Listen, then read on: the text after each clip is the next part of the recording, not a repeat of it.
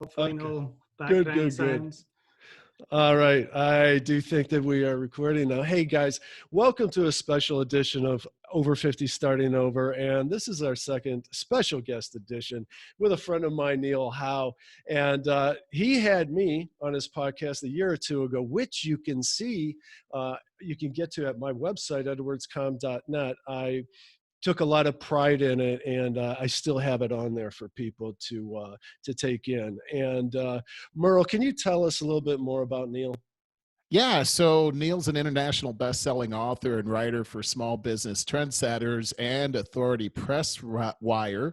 He hosts his own business podcast called the Trust Factor Radio. I like that name, by the way. And he's interviewed over 400 business owners, authors, and professionals from around the world. Neil helps business owners, coaches, and consultants position themselves as the trusted authority in their niche, allowing them to sell more product and services for more money and bigger profit. So that got my attention for sure. His background is in SEO, and I found out that search engine optimization, I didn't know that before, and local marketing. But after a conversation with a local builder, he pivoted to offer authority marketing services. So, hey, Neil, welcome to the show. And hey, maybe we start there. Is you had a conversation with a local builder, and then that's how all of this got started? Yeah, well, thanks, Merrill and Barry. I really appreciate you having me on the show. But yeah, to take you right to that story, I was doing SEO, which is search engine optimization, which is trying to get people to the front of Google so people can find them online, which, that's kind of what everybody wanted. 10, 15 years ago was SEO was a big thing. But, then this builder comes to me and says, listen, I don't really care about being number one on Google for this term or that term. Can you SEO my name? And I'm like, well, who's going to be searching your name? Nobody's really looking for that. I said, listen, I'm going to the bank and I'm asking for $10 million. He's a builder. He needed the money. I want, when they go and look up my name, which is what they do, I want good stuff to show up all about me. And that's when that aha moment is like, aha. And when you're looking at online marketing, you're really looking at two things: traffic and conversion. Those are the two things that everybody is looking for and needs. And the traffic part is the SEO. Yeah, you've got to get people to your website, but at the same time, about 80% or more of the local businesses out there are still doing old school stuff. They're still doing flyers, they're still doing banners, they're doing advertising locally. But now in the digital era, people are going to search out their name. They're searching out the business owner's name, if it's a professional service or a coach or consultant or something like that. And they're also searching out the company name. So you've got to have that presence there. And once those things are in place, then the conversions really start to increase. And that's when you can really charge more for your money, when you're positioned as that authority in your market. That's very interesting, Neil, because I specialize in building your best brand. And what I say is my value proposition is that, yes, people will find you. I do a lot of SEO still, and it's so highly competitive these days that it does come down to what you're talking about, creating the authenticity to show someone is an expert in their field. Because when you do get found, I say this all the time, is you're going to get pulled up in a series of about 5 tabs with your competitors that are also up there. And you got a couple seconds to win over trust factors and things like that. And you are an expert at the trust factor. Can you just give us some examples how you help build this kind of credibility for people? Well, like I said, there's a lot of noise out there. There's so much noise, and there's always competition as well. Most of the time when you go to a search, you're going to find a bunch of directories. Okay, the directories is going to have a little bit of information about you, which is pretty much the features. We look at copywriting and they talk about the features, the benefits, but these directories, they're only given the features.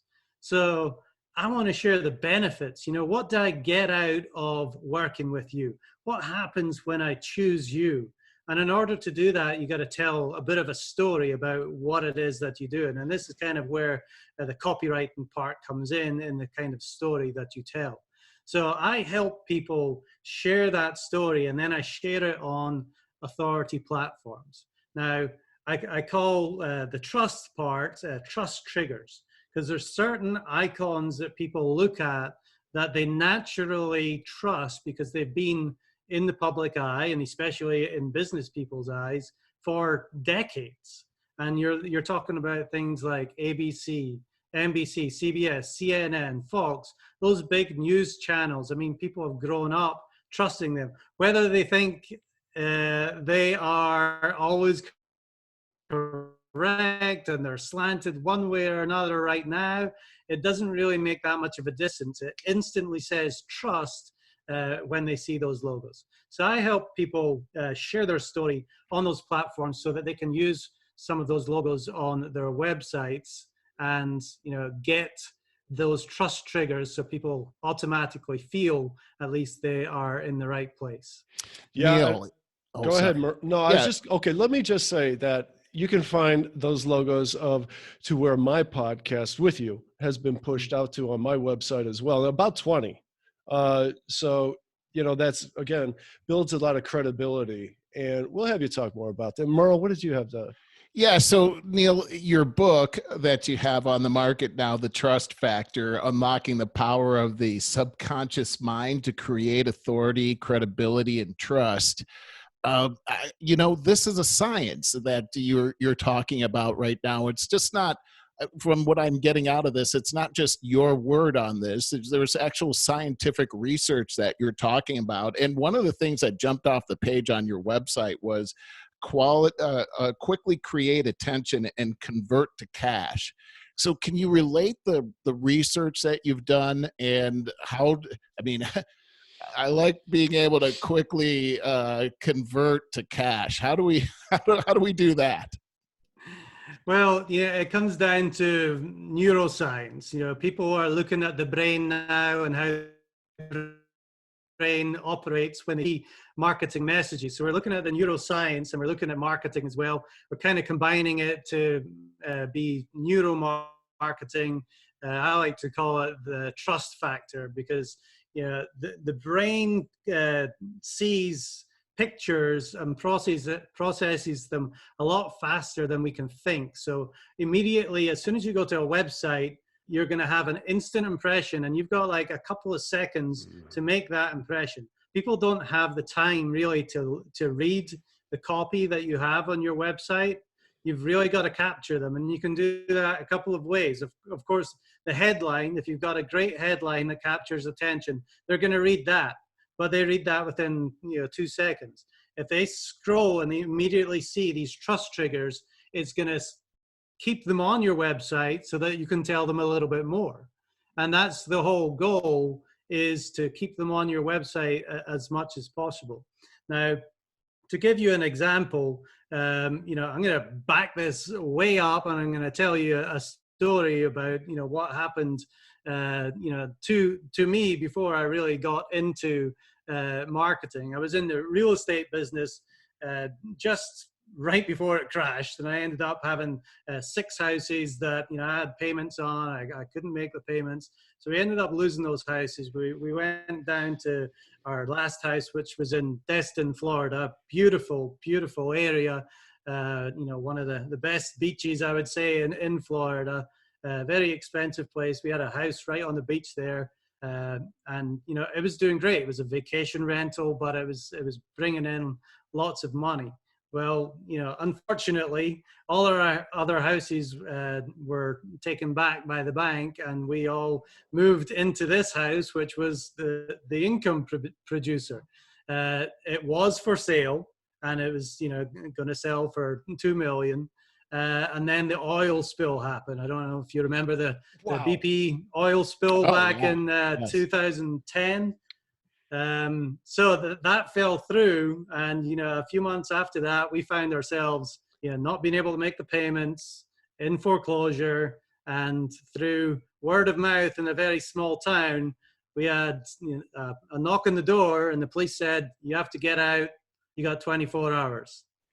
At that Oh, point, it was terrible. I had 6 kids, my wife and my dog. We were basically out in the street. It was in the middle of spring break, and if you know what spring break is like in these popular yes. tourist cities, it was ridiculous. We couldn't even get a hotel room for the night. Wow.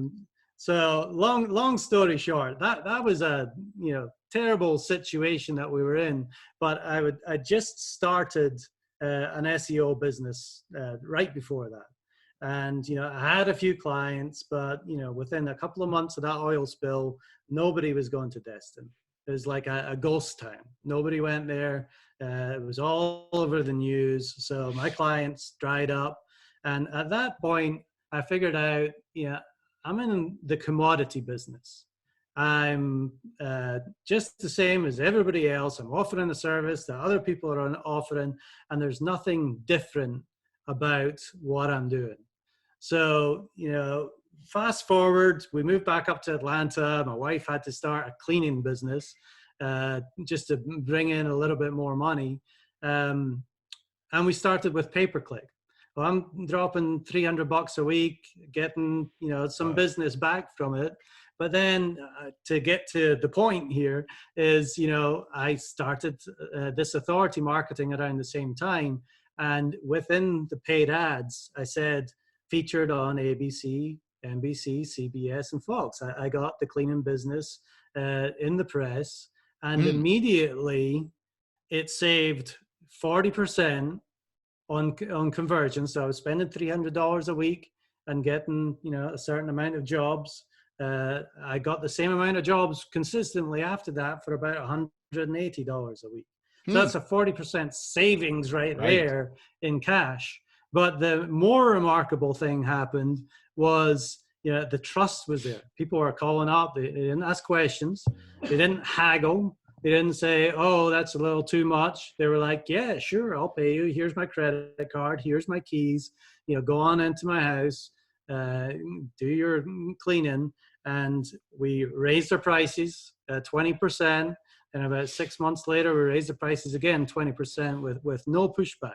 So just that one little thing that we did for our business ended up over the year, creating an extra, $75,000, $100,000 worth of business. And eventually, to finish off that story, 5-6 years later, it's a 6-figure business every year, and we ended up selling the business for a great profit. So nice finish to that story. I was just going to say, so if you need your house cleaned, give Neil a call. And, no, you sold the business. Very nice. Very cool. Neil, we still have plenty of time to talk about more, but I do think with everything you just said, it's a good time to ask you where people can find more information about you.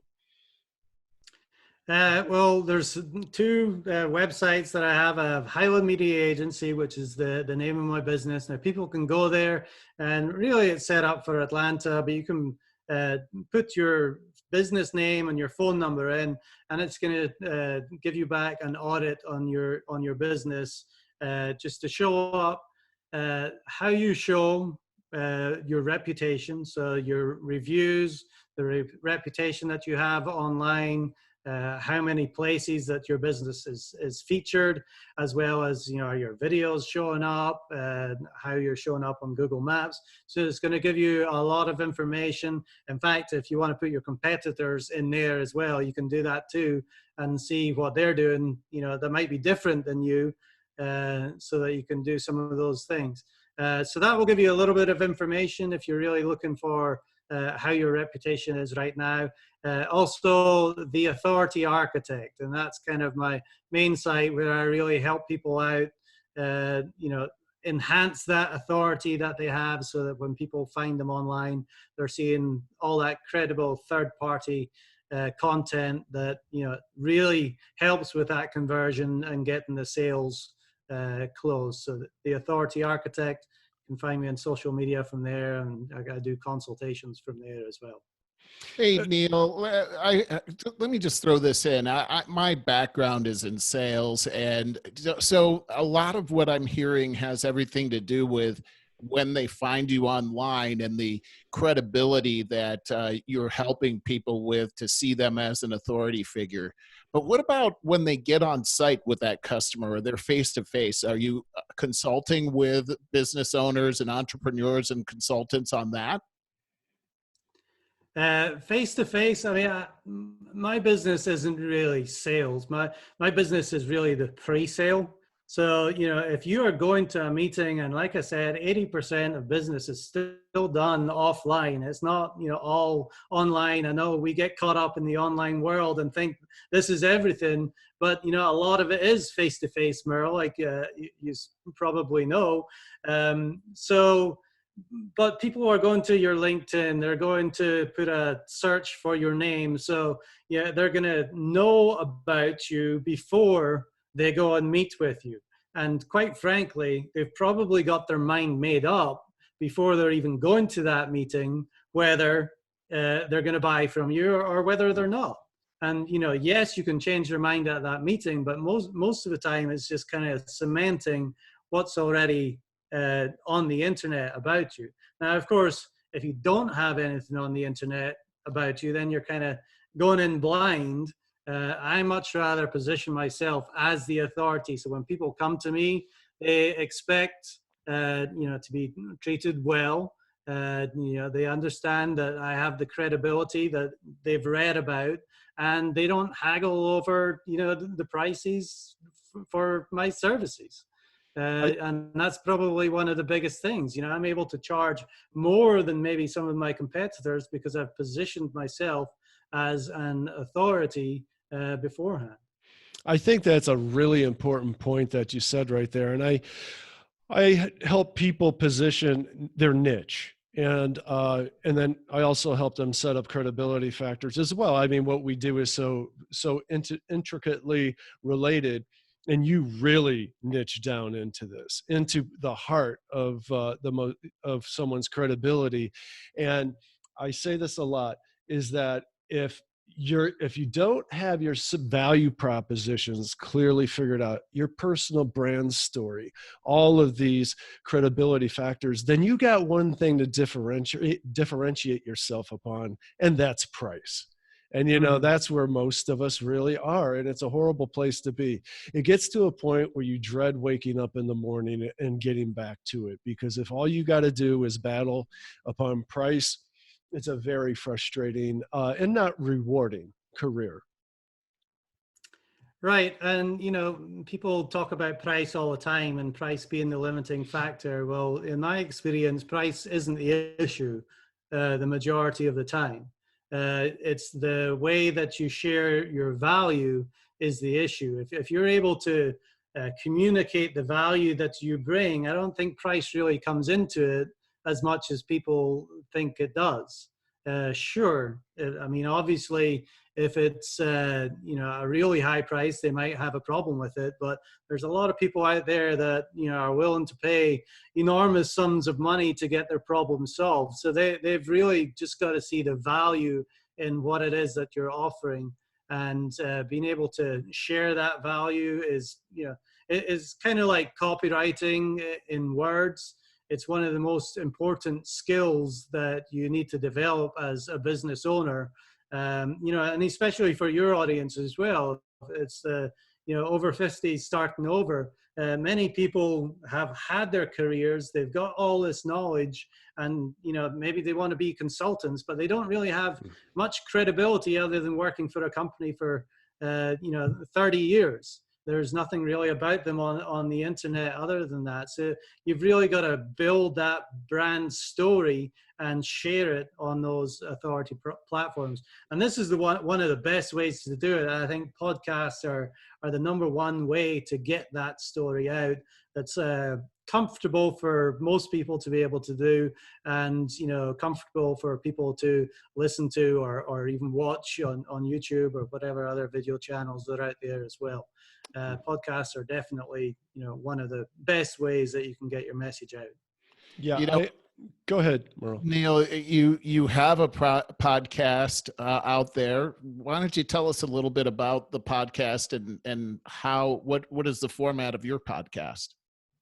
I mean, it's very much the same. It's kind of, well, first of all, it's the Trust Factor Radio. And we do talk about trust because I think that is one of the major areas that people have to be comfortable doing business with you. So we want to build that trust before you ask for the money. So, what I do is I give business owners the opportunity to come on. We talk about who their ideal customer is. We talk about the problems that their customers have, and we talk about the solutions that they are able to offer to solve those problems. So it's very methodically set out. We talk about the misconceptions that people have about the product or the service, some of the misinformation, the myths that are out there, fears that people might have, which is, fear holds people back, and you can see it right now. We're right in the middle of this COVID-19. People are paralyzed by fear right now. So we give business owners the opportunity to talk about those fears and how that they can be overcome. And then basically a call to action, how have you helped people? Show me some proof. Then a call to action, and then we close. It's a 30-minute interview, pretty much like what we're doing right here. Right. So that is the outline of your podcast. And boy, what was I just going to ask you about a second? Oh, I know, directly to our clientele. Now, a lot of our audience has either set up their Squarespace website, and it's pretty generic, of course, or maybe they got into the WordPress website, which I highly recommend because you can build it out with plugins as you grow and you need additional functionality. But you and I know this, is that when people want to take their talents, the consulting, they have a wealth of knowledge and information that they built up over the last 20 or 30 years, whatever it would be. And they put together a generic website and expect that they're going to be able to go out and make this great living. If they're at that space, one thing I tell them a lot of times is don't underestimate your about page, because I know the order in which people go through and try to find trust and build trust. And you said it before, you got an initial couple seconds, 2 seconds to capture, to buy another couple seconds. So right. If you get past that initial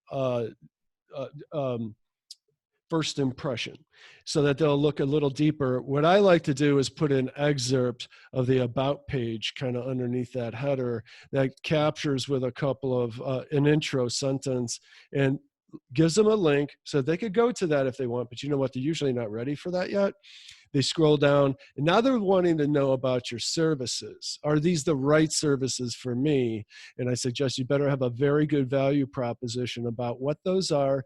And links, I use all kinds of excerpts. So if they're ready to go to that at that point, then they are. That's usually where they go. If they find that they have value with the services, then they go to the about page, because now they want to know what you're about on a more personal level. And this is where you have to have like your personal brand story thought out. What did you go through, that the experiences that you went through that enable you to tell these people what to do with their hard-earned money? Do you find that be the case? And anything additional, the people that are at that stage where they are setting up their website, do you have advice on how to take that to an additional step, an additional level? Right. Well, I think when people are making buying decisions, they're looking at three main things. And, I'm not sure if you're familiar with Jordan Belfort. You know who he is? I don't. He is, he's the Wolf of Wall Street. Are you familiar with him? Yes. All right. Well, he is probably one of the best sales trainers and sales people on the planet. If you've seen the movie, I haven't seen it myself, but really, I do it's know terrific. about it. Yeah. But if you've seen the movie, then Leonardo DiCaprio plays him, and you have an idea of what kind of a salesperson he was. But in person, he's a very very good sales trainer. And there's three things that he really talks about, and I agree with this wholeheartedly. People are looking for three areas that they must be certain before they're going to make a buying decision. One is your product and service. So you've got to lay out, yes, the features are important, but the benefits, what's it going to do for them? So that kind of information has got to be on your website. But after that, just because you've laid out the features and the product seems excellent, you think they're going to buy? No, that's only a third of the equation. The second is, like you said, Barry, the second most trafficked page on a website is generally the About Me page, because they want to know you're the right person to deliver the service. So they're looking into you. They're looking into your name. They're looking into your background, any kind of history that you have. And, I'm not necessarily talking about buying a $100 product, but if you're in professional services or you're looking for an SEO or a financial advisor or accountant, anything like that, they're really going to look into you. So there's your products and service, then there's you, and then of course there's the company. Now, if you're insurance and you're working for somebody like State Farm, okay, State Farm's got a great reputation. So you're going to be high up on this scale of certainty just because you're working for a company that people know. So that helps you out. If you don't have that kind of backing for your company, that's where you really have to get into the brand and start building a brand around your company. It doesn't have to be as big as a State Farm, but you still have to build a brand, which means you have to build out your social media profiles. You have to build out your story on all these other authority platforms so that you look like a big brand and people are going to have a little bit more trust and certainty. So there's a level basically between 1 to 10 for each one of these three areas. And what you need to do is, the buying criteria or the buying level, each person has a different buying level. And you need to get that certainty up as high as possible in all three areas before you go and ask for the sale.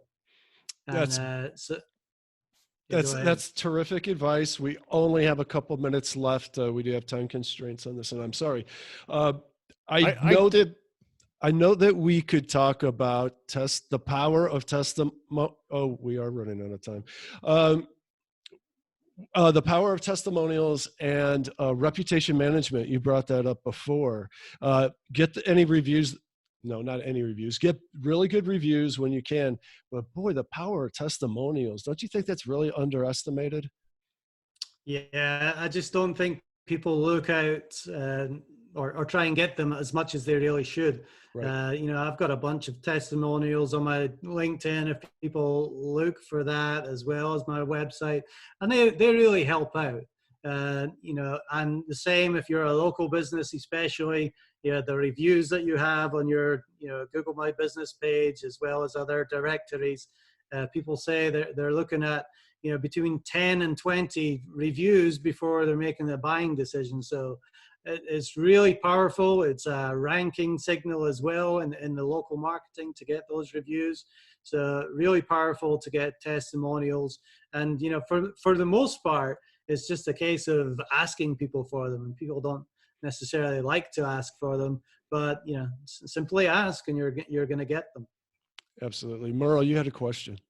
I was just going to say, and I think we are running out of time here, but Neil, we're in a different paradigm here with everything that's gone on with COVID-19. Are you recommending any changes to your clients today based on that? Changes, obviously, every industry is different. There's a lot of industries that have been hurt, but there's also a lot of opportunity during this time. So if you have to pivot and find out a way that you're going to be able to help people solve problems, because that's ultimately what it's all about. You get paid in the value that you bring to the market. So, this is not a time to sit back and see what's going to happen. This is a time to take action, whether it's building your brand, learning a new skill, or just getting out there and contacting people and asking how you can help, this is the time to take action and make sure that people know that you're out there and you're willing and able to help them solve their problems. In our last podcast, Merle and I were just talking about that I'm working with a dentist that exactly that. She is smart enough to take the initiative during this time to, we're doing a content marketing package, pushing out the social media a lot right now to reconnect the relationships and reassure them about the additional levels of disinfecting that we're taking with the office when we are ready to start accepting patients again. So there are things, as you said, to particular industries, you need to get out. You have an opportunity right now with a little more downtime to get out there and reassure people on how you can address the new norm. Because you're right, man, right now, people want to get a little reduction in the anxiety, Mm-hmm. That's what we should be thinking about. Now, it's good advice, Neil. And I think, for everybody out there, especially watching O50 starting over, it's a time where you can be sharpening your saw. And as you and I have talked about, Barry, it's one of those things where we've always talked about, well, we don't have time to do this because we have everything going on. Now you have time. And no That's excuses. Right. Hey, Neil, we're going to have to wrap up here. Could you once again just let people know how they can get in touch with you and help build their trust factors? Sure. 2 websites, Highland Media Agency, where you can go and find out about your reputation online, .com that is, and theauthorityarchitect.com, and that's more about building your personal brand, and you can contact me there and book a consultation if you really want to get into positioning yourself as an authority within your niche market. Fantastic. Merle, at parting words, please. Hey, I just want to say thanks a lot, Neil, for your time today. It's very inspiring, especially seeing your evolution and how you started out really as in physical fitness and moved on to this whole niche market based on the experiences that you had in your life, which is a lesson to everyone out there. The experiences that you've had in your life can turn into not only a great story, but can turn into a way to provide for your family and really experience your passion. So thank you very much. And Barry, we're going to close out right here. All right. Thank you, guys. Thank you, Neil. And we'll talk soon. Neil, I hope that we talk again soon. Definitely. Thank you both for having me. I really enjoyed it. All right. Thanks, guys. Bye.